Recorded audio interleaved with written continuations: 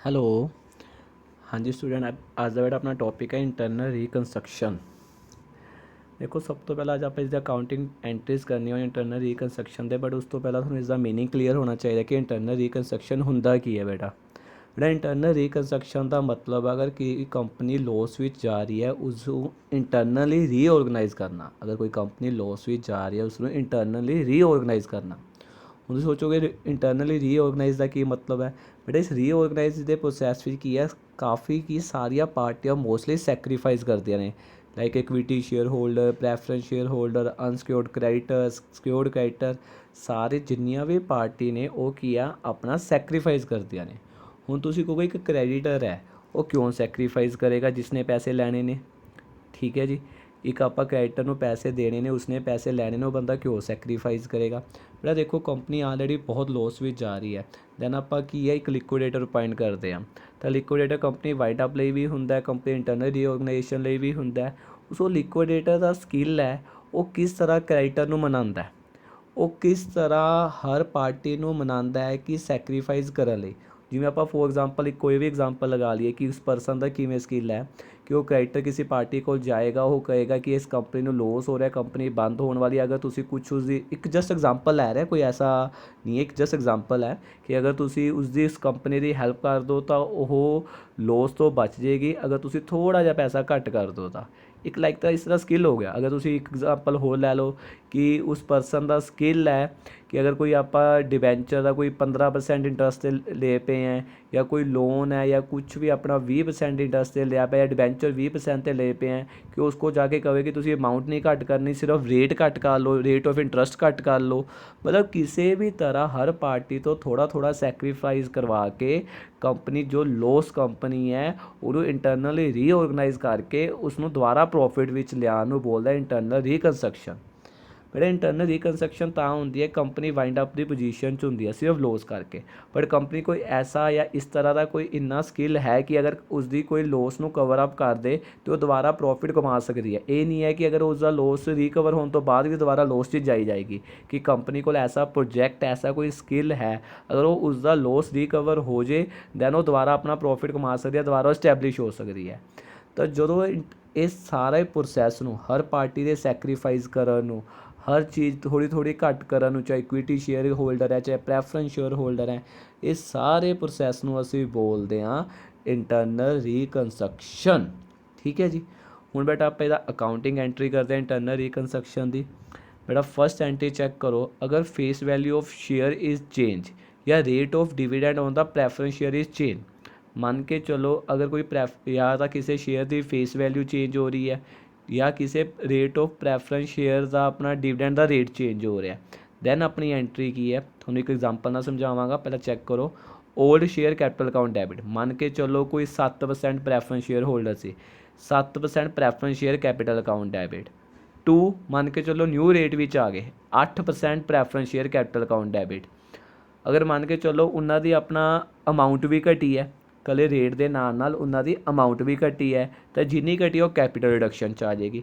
ਮੰਨ ਕੇ ਚਲੋ ਕੋਈ ਤੁਹਾਡੇ ਆਪਣਾ 10,000 ਦੇ ਜਾਂ ਕੋਈ ਵੀ 1000 ਸ਼ੇਅਰ ਮੰਨ ਲਓ, ਮੰਨ ਕੇ ਚਲੋ ਕੋਈ 1000 ਸ਼ੇਅਰ 10 ਰੁਪਏ ਦੇ ਸੀਗੇ, ਠੀਕ ਹੈ ਜੀ। ਕਿੰਨੇ ਹੋ ਗਏ 10,000 ਦੇ, ਤਾਂ ਆਪਣੀ ਓਲਡ ਸ਼ੇਅਰ ਕੈਪੀਟਲ ਕਿੰਨੀ ਹੋ ਗਈ ਆਪਣੀ 10,000 ਆ ਜਾਏਗੀ। ਉਹ ਮੰਨ ਕੇ ਚਲੋ ਰਿਡਿਊਸ ਟੂ ਹੋ ਗਏ ਆਪਣੇ ₹8, ਰਿਡਿਊਸ ਟੂ 8 ਹੋ ਗਏ, ਤਾਂ 10,000 to into multiply 8, 8,000 new share capital 'ਚ ਆ ਜਾਏਗਾ। ਕਿੰਨੇ ਨਾਲ ਘਟੇ 28, ਰਿਡਿਊਸ ਟੂ 8 ਹੈ ਤਾਂ 8 ਰੁਪਏ ਤੱਕ ਰਹਿ ਗਏ, ₹2 ਨਾਲ ਘਟੇ ਤਾਂ 10,000 ਇੰਟੂ 2,000 ਤੁਹਾਡਾ ਕੈਪੀਟਲ ਰਿਡਕਸ਼ਨ 'ਚ ਆ ਜਾਏਗਾ। ਬੇਟਾ ਜਦੋਂ ਆਪਾਂ ਇਹ ਐਂਟਰੀ ਪਾਉਂਦੇ ਹਾਂ, ਅਗਰ ਤੁਸੀਂ ਨਿਊਮੈਰੀਕਲ ਕਰੋਗੇ ਤੁਸੀਂ ਦੋ ਚੀਜ਼ਾਂ ਵੀ ਕਨਫਿਊਜ਼ ਹੁੰਦੇ ਹੋ, ਟੂ ਔਰ ਬਾਏ ਵਿੱਚ। ਅਗਰ ਤੁਹਾਡਾ ਰਿਡਿਊਸ ਟੂ ਹੈ ਉਸਦਾ ਮਤਲਬ ਹੈ ਉੱਥੇ ਤੱਕ ਰਹਿ ਗਏ, ਮਤਲਬ ਅਗਰ 10 ਰੁਪਏ ਦੇ ਸੀ 8 ਰੁਪਏ ਤੱਕ ਰਹਿ ਗਏ, ਮਤਲਬ ਉਹ 2 ਰੁਪਏ ਨਾਲ ਘਟੇ ਹੈ। ਅਗਰ ਉਹ ਕਹਿੰਦਾ ਕਿ ਰਿਡਿਊਸ ਬਾਏ ₹8 ਤਾਂ ਉਸਦਾ ਮਤਲਬ ਹੈ ਕਿ 8 ਰੁਪਏ ਨਾਲ ਘਟੇ ਹੈ, 2 ਰੁਪਏ ਦੇ ਰਹਿ ਗਏ। जिन्ने दे बेटा रह गए उत्थे आएगा टू न्यू शेयर कैपिटल विच, ते जिन्ने नालों घट गए वो आ जाएगा कैपिटल रिडक्शन विच। हुण बेटा देखो जिन्ने ना रह गए ਉਹਦਾ बैलेंस क्रेडिट क्यों होया, क्योंकि शेयर कैपिटल बेटा ऑलरेडी बैलेंस क्रेडिट होंदा है, तो जिन्ने ना रह गए वो क्रेडिट ही रह जाएगा। ਜਿਹੜੇ ਆਪਾਂ ਖਤਮ ਕਰਦੇ अगर मन के चलो 10 ਦੇ ਵਿੱਚੋਂ 8 ਰੁਪਏ ਦੇ ਰਹਿ ਗਏ ਤੇ ਬਾਕੀ ਆਪਾਂ ਖਤਮ ਕਰਤੇ, ਜੋ ਖਤਮ ਕਰਤੇ ਉਹ ਡੈਬਿਟ ਹੋ ਜਾਏਗਾ। ਹੁਣ ਇਹਦੇ ਵਿੱਚ ਆਪਾਂ ਕੀ ਕਰਦੇ ਆ, ਦੇਖੋ ਉਹਦਾ ਇਫੈਕਟ ਕੀ ਹੁੰਦਾ, ਆਪਾਂ 10 ਦੇ 10 ਪੂਰਾ ਡੈਬਿਟ ਕਰਤਾ, जिन्ने का रह गया 8 रुपये का रह गया वो आप क्रेडिट करता, 2 रुपये आप कैपिटल रिडक्शन पाता, तो नैट एंट्री तो साफ पता चल रहा है कि जो अपना क्रेडिट 8 रुपये का रह गया वो एक्चुअल फिगर रह गई, क्योंकि शेयर कैपिटल का बैलेंस क्रेडिट होंदा है। अगे आंदा बेटा जो असी फेस वैल्यू ऑफ शेयर या रेट ऑफ डिविडेंड नहीं चेंज होंदा, दैन अपनी उन्हें कली अमाउंट कटती है, तो उन्होंने एंट्री सिंपल आ जाएगी share capital account to capital reduction. मान के चलो कोई 10,000 का सीगा, हुण वो 8,000 का रह गया, मतलब अपना किन्ने नाल घटिया 2,000 का घटिया, तो एंट्री आ जाएगी share capital account debit to capital reduction 2,000 नाल जी। बेटा इसी तरह हुण की है क्रेडिटर और डिबेंचर होल्डर को सैक्रीफाइस करनगे। देखो थोड़े फिर माइंड च क्वेश्चन आया होएगा कि यार ये क्यों सैक्रीफाइस करनगे।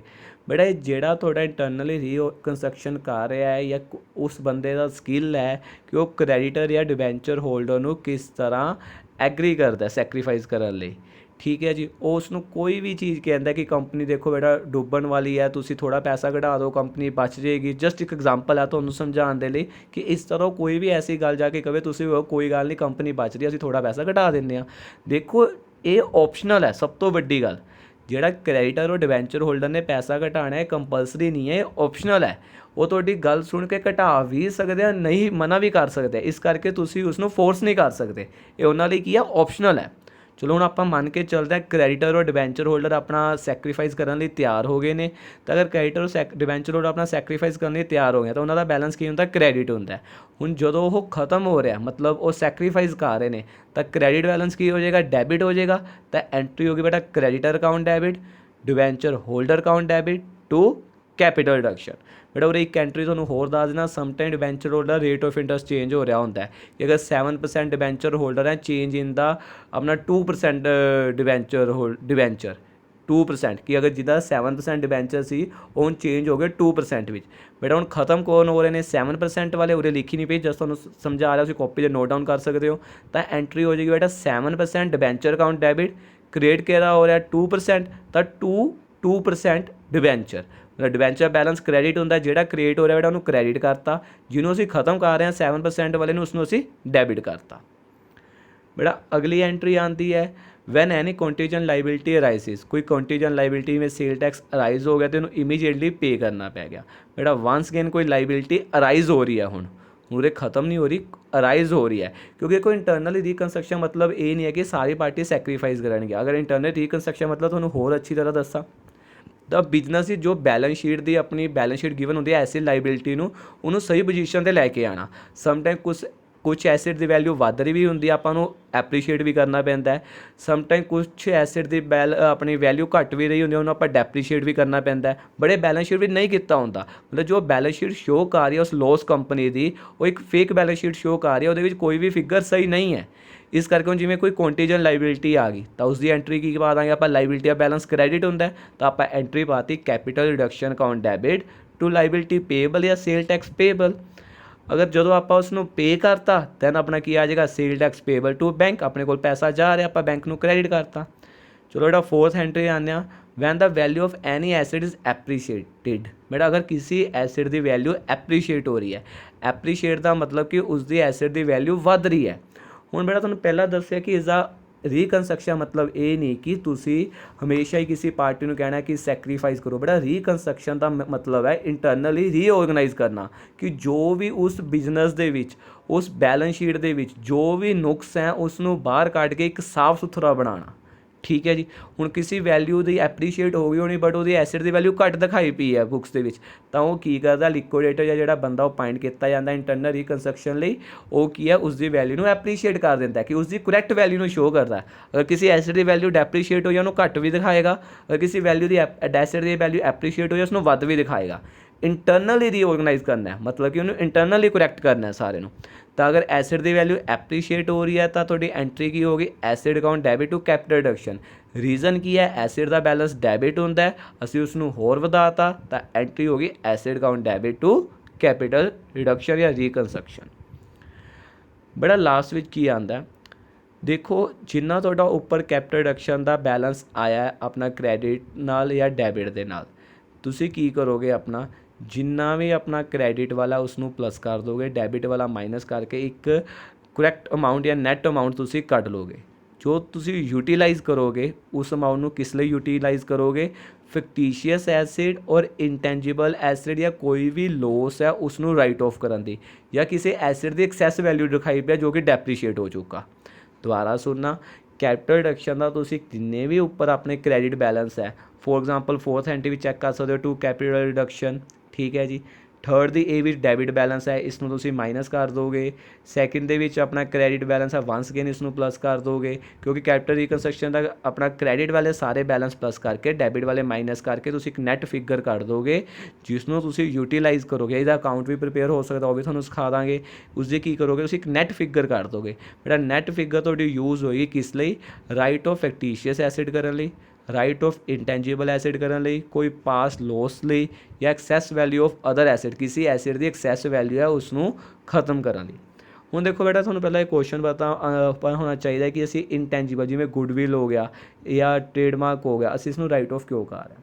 ਬੇਟਾ ਤੁਸੀਂ ਸੋਚ ਕੇ ਦੇਖੋ, ਮੈਂ ਫਿਰ ਉਹੀ ਗੱਲ ਬੋਲਾਂਗਾ, ਇੰਟਰਨਲ ਰੀਕਨਸਟਰਕਸ਼ਨ ਮਤਲਬ ਕੀ ਹੈ, ਇੰਟਰਨਲੀ ਰੀਆਰਗਨਾਈਜ਼ ਕਰਨਾ, ਉਹਨੂੰ ਪ੍ਰੋਪਰਲੀ ਸਹੀ ਕਰਨਾ। ਬੇਟਾ ਹੁਣ ਇੱਕ ਲੋਸ ਕੰਪਨੀ ਹੈ, ਉਹਦੀ ਕਿਆ ਗੁੱਡਵਿਲ ਹੋਏਗੀ, ਵਨਸ ਅਗੇਨ ਉਸਨੇ ਬੈਲੈਂਸ ਸ਼ੀਟ ਵਿੱਚ ਫੇਕ ਗੁੱਡਵਿਲ ਦਿਖਾਈ ਪਈ ਹੈ ਲੋਸ ਕੰਪਨੀ ਨੇ, ਅਤੇ ਜਦੋਂ ਬੰਦਾ ਉਸ ਨੂੰ ਸਹੀ ਕਰ ਰਿਹਾ ਤਾਂ ਉਸ ਦੀ ਗੁੱਡਵਿਲ ਨੂੰ ਖਤਮ ਕਰ ਰਿਹਾ, ਕਿਉਂਕਿ ਉਸਦੀ ਕੋਈ ਗੁੱਡਵਿਲ ਐਕਚੁਅਲੀ ਹੈ ਹੀ ਨਹੀਂ, ਉਸਨੇ ਇੱਕ ਕਰੈਕਟ ਪੋਜੀਸ਼ਨ ਲਿਆ ਕੇ ਦੇਣੀ ਹੈ, ਤਾਂ ਇਸ ਕਰਕੇ ਉਹ ਗੁੱਡਵਿਲ ਔਰ ਟ੍ਰੇਡਮਾਰਕ ਨੂੰ ਰਾਈਟ ਆਫ ਕਰ ਰਿਹਾ।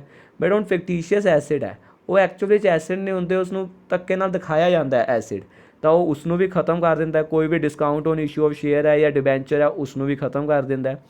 ਅਗਰ ਮੰਨ ਕੇ ਚੱਲੋ ਤੁਹਾਡਾ ਇਸ ਤੋਂ ਇਲਾਵਾ ਕੋਈ ਪਲਾਂਟ ਮਸ਼ੀਨਰੀ ਜਾਂ ਅਦਰ ਐਸਿਡ ਆ, ਉਹਦਾ ਬੈਲੈਂਸ ਤੁਹਾਡਾ ਵੱਧ ਦਿਖਾਇਆ ਪਿਆ, ਬਟ ਉਹ ਐਕਚੁਅਲੀ ਡੈਪਰੀਸ਼ੀਏਟ ਹੋ ਚੁੱਕਾ, ਬਟ ਉਹਦੀ ਫਿਗਰ ਆਪਣੀ ਵੱਧ ਦਿਖਾਈ ਪਈ ਆ, ਤਾਂ ਅਸੀਂ ਉਸ ਨੂੰ ਵੀ ਘਟਾ ਦਾਂਗੇ, ਐਸਿਡ ਦਾ ਬੈਲੈਂਸ ਡੈਬਿਟ ਉਹਨਾਂ ਨੂੰ ਕ੍ਰੈਡਿਟ ਕਰ ਦਾਂਗੇ ਟੂ ਪਲਾਂਟ ਮਸ਼ੀਨਰੀ ਪਾ ਕੇ।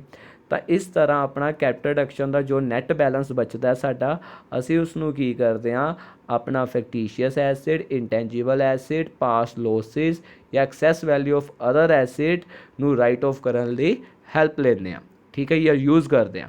ਬੇਟਾ ਜੋ ਬੈਲੈਂਸ ਬਚ ਜਾਂਦਾ ਹੈ ਫਿਰ ਉਹ ਅਮਾਊਂਟ ਤੁਹਾਡੀ ਚਲੇ ਜਾਂਦੀ ਹੈ ਕੈਪੀਟਲ ਰਿਜ਼ਰਵ ਵਿੱਚ, ਜੋ ਤੁਸੀਂ ਕੀ ਹੈ ਬੈਲੈਂਸ ਸ਼ੀਟ ਵੀ ਲਾਇਬਿਲਿਟੀ ਸਾਈਡ ਸ਼ੋ ਕਰਦੇ ਹੋ, ਠੀਕ ਹੈ ਜੀ। ਇਹ ਬੇਟਾ ਤੁਹਾਡਾ ਇੰਟਰਨਲੀ ਰੀਕਨਸਟਰਕਸ਼ਨ ਦੀਆਂ ਸਾਰੀਆਂ ਐਂਟਰੀਆਂ ਹੋ ਗਈਆਂ, ਕਲੀਅਰ ਹੋ ਗਿਆ। ਬਸ ਤੁਸੀਂ ਇਹਦਾ ਮੀਨਿੰਗ ਕਲੀਅਰ ਰੱਖਣਾ। ਕਾਫੀ ਬੱਚੇ ਐਂਟਰੀਆਂ ਕਰ ਲੈਂਦੇ, ਉਹਨਾਂ ਨੂੰ ਅੱਜ ਤੱਕ ਇਹਦਾ ਮੀਨਿੰਗ ਕਲੀਅਰ ਨਹੀਂ ਹੁੰਦਾ ਕਿ ਇੰਟਰਨਲੀ ਰੀਕਨਸਟਰਕਸ਼ਨ ਹੈ ਕੀ। ਉਸ ਨੂੰ ਇੰਟਰਨਲੀ ਰੀਆਰਗਨਾਈਜ਼ ਕਰਨਾ, ਉਸਦੇ ਜੋ ਵੀ ਬੈਲੈਂਸ ਸ਼ੀਟ ਵੀ ਬਿਜ਼ਨਸ ਦੇ ਵਿੱਚ ਕੋਈ ਵੀ ਕਮੀ ਪੇਸ਼ੀਆਂ ਨੁਕਸ ਹੈ ਉਸ ਚੀਜ਼ ਨੂੰ ਬਾਹਰ ਕੱਢਣਾ, ਜਾਂ ਕਿਸੇ ਪਾਰਟੀ ਨੂੰ ਕਹਿਣਾ ਤੁਸੀਂ ਸੈਕਰੀਫਾਈਸ ਕਰ ਦਿਓ, ਜਾਂ ਕੋਈ ਐਸਿਡ ਦੀ ਵੈਲਿਊ ਐਪਰੀਸ਼ੀਏਟ ਹੋ ਚੁੱਕੀ ਉਸ ਨੂੰ ਵਧਾ ਦੇਣਾ, ਜਾਂ ਕਿਸੇ ਐਸਿਡ ਦੀ ਵੈਲਿਊ ਡੈਪਰੀਸ਼ੀਏਟ ਹੋ ਚੁੱਕੀ ਉਸ ਨੂੰ ਘਟਾ ਦੇਣਾ। ਇਸ ਸਾਰੇ ਪ੍ਰੋਸੈਸ ਨੂੰ ਮਤਲਬ ਉਸ ਬਿਜ਼ਨਸ ਨੂੰ ਦੁਬਾਰਾ ਅੱਛੀ ਪੋਜੀਸ਼ਨ ਵਿੱਚ ਲੈ ਕੇ ਆਉਣ ਲਈ ਇਸ ਸਾਰੇ ਪ੍ਰੋਸੈਸ ਨੂੰ ਅਸੀਂ ਬੋਲਦੇ ਹਾਂ ਇੰਟਰਨਲੀ ਰੀਕਨਸਟਰਕਸ਼ਨ, ਜਿਸ ਦੀ ਆਪਾਂ ਜਨਰਲ ਐਂਟਰੀਆਂ ਕੀਤੀਆਂ, ਠੀਕ ਹੈ ਬੇਟਾ।